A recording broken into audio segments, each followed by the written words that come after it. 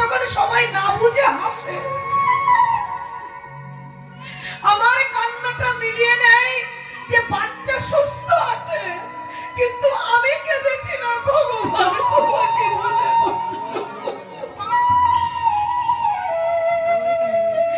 আমার মুখের ভাষা আমার কান্নাটাকে বুঝেনি। হাসপাতালে কান্না করছে বাচ্চা, ভগবানের সাথে কথা বলছে। এগুলো ভগবান তাই বলছে তোরা ভুলে যাবি না। না না, ভুলবো না। চলে গেল। ওমা, এদের বিশ্বাস হলো না যে ভগবান জল আনলে পিপাসা দূর হবে।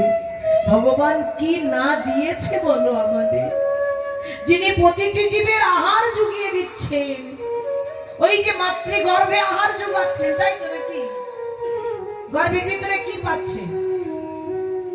তিল তিল করে যখন সন্তান গর্ভের ভিতরে বেড়ে উঠছে, ভগবান তো আহার জুগিয়ে দিচ্ছেন।